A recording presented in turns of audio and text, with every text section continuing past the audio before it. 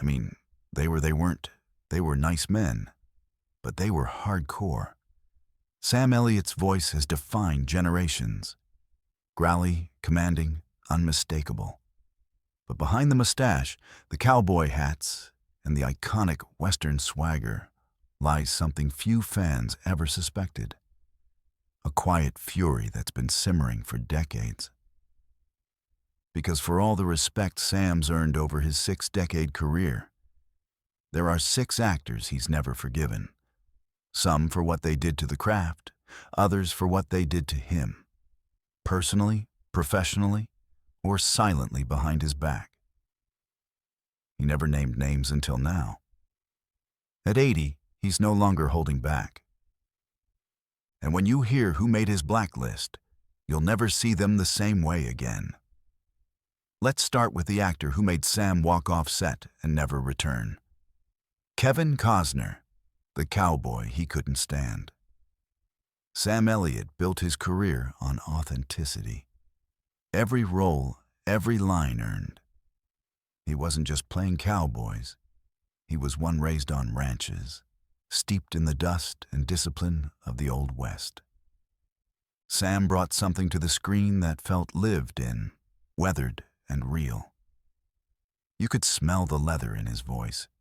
You could feel the years in his gaze. You believed him because he was the real thing. So when he saw Kevin Costner cast as a cowboy in Wyatt Earp and later as the rugged patriarch in Yellowstone, Sam was unimpressed. To him, Costner was Hollywood's version of a cowboy. Clean boots, polished lines, and perfect lighting. It wasn't the West, it was a set. He once told a friend he plays a rancher like it's dress up, like he's cosplaying something he doesn't truly understand. While fans raved about Yellowstone, its high-stakes drama, its sweeping cinematography, and Costner's gravel-voiced gravitas, Sam rolled his eyes. He didn't see a reflection of the West he knew. He saw glossy fantasy designed for people who'd never dug a fence post or smelled cattle at sunrise. To Sam, it was a postcard version of reality, filtered and romanticized. Insiders say he was even offered a cameo in the show, but declined outright, calling it soap opera with a cowboy hat. And that rejection wasn't just about the script.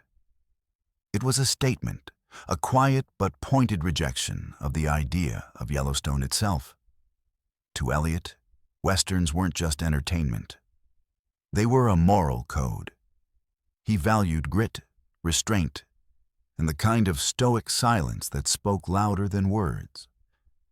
Costner, he felt, brought gloss, glamour, big budget appeal with little soul.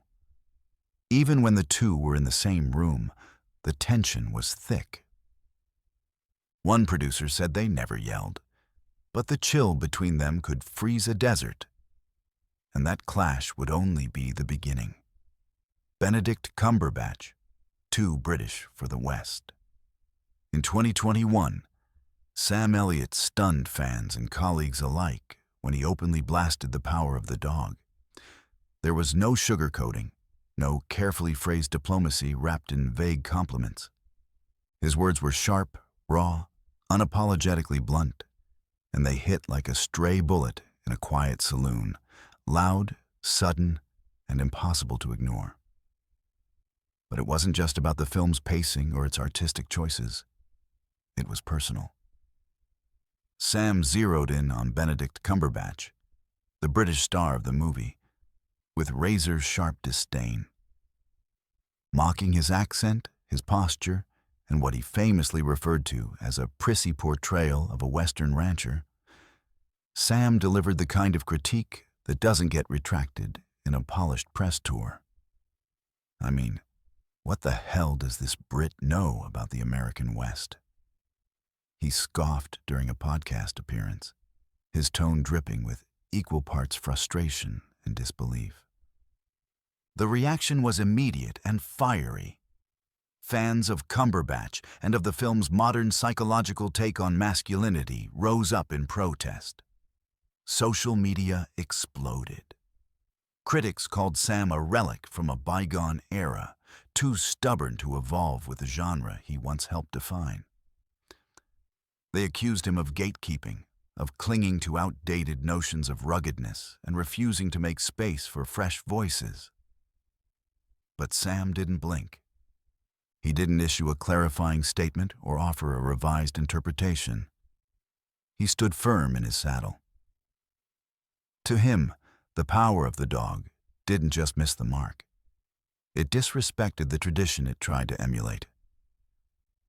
He believed it romanticized broken masculinity and misunderstood what the Western truly stood for. He wasn't taking down one performance. He was defending a legacy. A genre built on quiet strength, hard-earned wisdom, and a deeply personal code of ethics.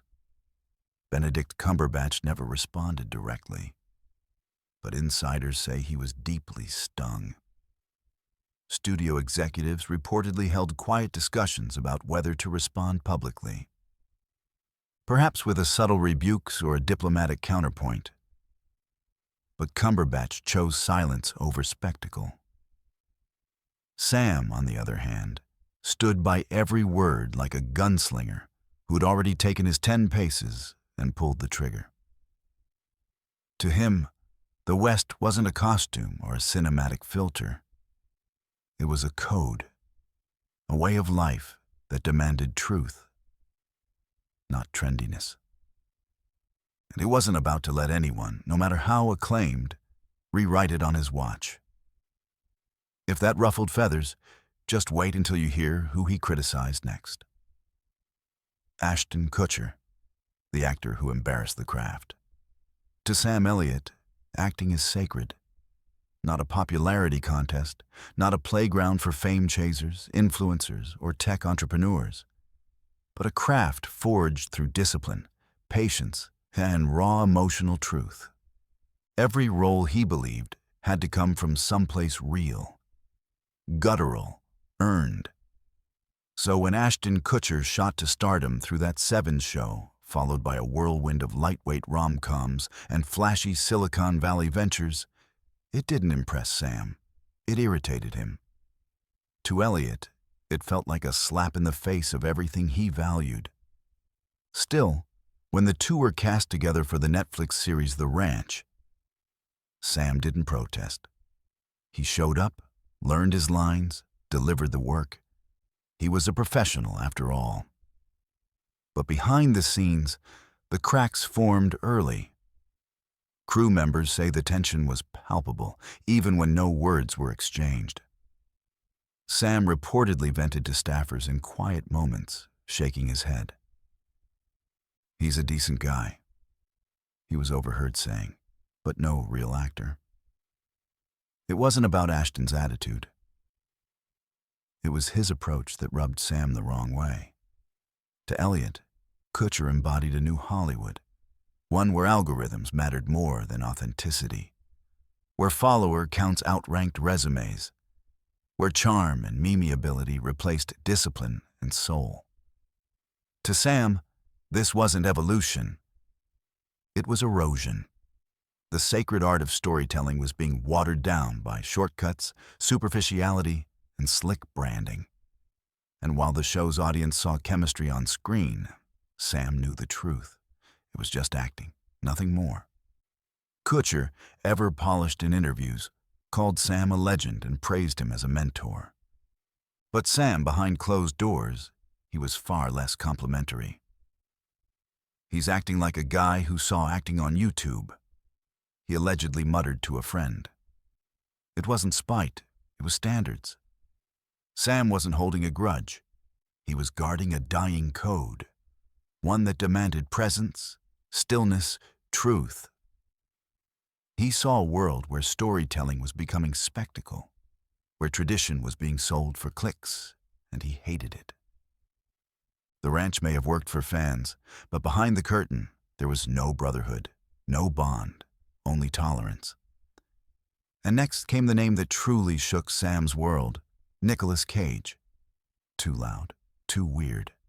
Sam Elliott prizes subtlety. To him, The most powerful performances don't shout, they simmer. A raised eyebrow, a loaded silence, a single word held just long enough to cut deep. He believed the soul of acting lived not in volume, but in restraint. The quiet, grounded kind of performance that doesn't beg for attention. It earns it. So when Nicolas Cage exploded into the mainstream with his eccentric high-octane style, flailing limbs, bugged eyes, sudden outbursts, Sam didn't see brilliance. He saw chaos. To him, Cage wasn't channeling a character. He was putting on a spectacle. A one-man show that hijacked every frame and sucked the oxygen out of the scene. Even when they both appeared in Ghost Rider, Sam kept his distance on set. Polite, yes. Respectful, always. Warm, not even close. In later interviews, Sam never named names, but his criticisms were pointed. He spoke of actors who hijack the screen with ego, who turn every scene into their personal stage play. Louder, bigger, flashier. Friends close to Sam knew exactly who he meant. It was Cage. He's more firework than flame. Sam reportedly told one confidant, "Big bang, no heat." While Cage built a cult following on unpredictability and manic energy, Sam stayed loyal to a slower, steadier craft. He believed in underplay, in letting the audience lean in, not recoil. To Sam, Cage represented a disturbing shift in modern cinema, a thirst for shock over story, a love of chaos for its own sake. He saw it as style overwhelming substance, acting as entertainment, not art. And while Cage won occasional awards and delivered performances that critics called brilliantly unhinged, Sam wasn't buying it. Not for a second.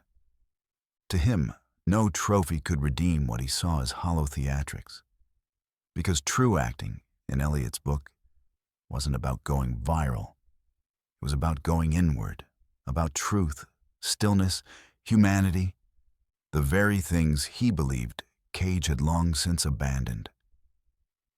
But the most unexpected name, the one that hit the hardest, was someone Sam once considered a friend.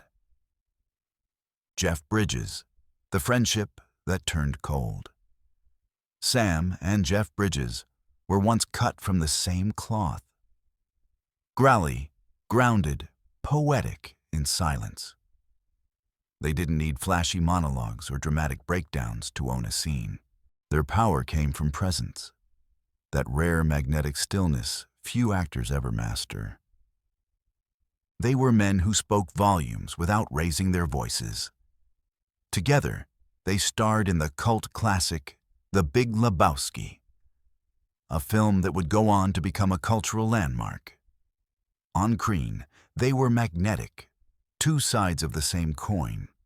Off-screen, they shared laughs, long conversations, and what looked like a genuine friendship built on trust and mutual respect. But somewhere along the line, something fractured. Not in a dramatic explosion, but in a slow, quiet unraveling that neither of them acknowledged out loud. After Bridges won his Oscar for Crazy Heart, Sam reportedly noticed a shift. The man who once radiated humility and low-key charm began showing up in high-end fashion magazines, attending red carpets with political slogans on his chest, and appearing in sleek, curated press junkets. He became harder to reach, said a source close to Elliot, less grounded, more curated. To Sam, it felt like the honesty that once defined Jeff had been replaced by Hollywood polish. The simplicity they once swore by, their shared belief in letting the work do the talking, seemed to dissolve under the weight of celebrity. In a rare interview, when asked about past collaborators, Sam offered a cryptic but unmistakable remark. Some folks change, others just show who they always were. Many believed it was a direct shot at Bridges. And though Jeff never responded, true to his calm, diplomatic nature, the silence that followed was deafening. They stopped attending the same festivals, stopped supporting each other's projects, stopped being brothers of the screen. For Sam, the pain wasn't rooted in ego or rivalry. It wasn't about awards or politics. It was about something far more personal. It was the erosion of a bond he once thought unbreakable. A bond built not on fame, but on values. And when that crumbled, it left behind a quiet ache Sam rarely spoke about.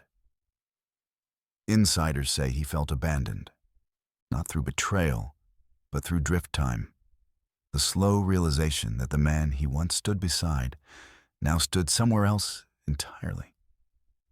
And that ache, the ache of lost brotherhood, was nothing compared to what came next. Because the final name was the one Sam never expected to confront. Jared Leto, the method gone mad. Sam Elliott's biggest pet peeve. Pretension, not confidence, not commitment, but the kind of over-the-top look-at-me self-seriousness that turns art into performance art for the actor's ego, not the audience's benefit. So, when Jared Leto became known for his extreme method acting, sending rats to castmates, refusing to break character for weeks, turning film sets into psychological obstacle courses, Sam didn't see brilliance. He saw a gimmick. He wasn't impressed by the headlines or the Oscar. He was irritated by the spectacle. Sam once called it theatrics masquerading as talent. And he didn't mean it lightly. Privately, he was even more blunt. If he needs that much effort to act, he reportedly said to a friend, maybe he's in the wrong profession. To Elliot, great acting didn't need press tours or behind-the-scenes horror stories. It required disappearing into the role quietly, efficiently, with dignity. It wasn't about turning the process into a carnival. It was about making the character real. Though Sam and Leto never shared a set, insiders claimed that Sam was once attached to a film during its early development. He liked the story. He liked the director. Then he heard Jared Leto had been cast. He walked. No press release, no phone call, just a quiet but firm exit. That's how deep the line was drawn. To Sam, acting isn't meant to be a circus. It's supposed to be honest, still human, the kind of work that moves people, not shocks them. And that final name, it proved just how far the art form had strayed from its roots. At 80, Sam Elliott isn't chasing roles. He's chasing truth. And part of that truth, some actors, no matter how famous, just don't deserve the pedestal. For Sam, acting is about honesty, tradition, and restraint. And if that means standing alone, he's fine with that. Because in a town full of noise, Sam Elliott remains the last real cowboy. But now, we want to hear from you. Which of these feuds surprised you the most? And do you think Sam was being harsh or just honest? Drop your thoughts in the comments, and don't forget to like and subscribe because more Hollywood secrets are coming soon.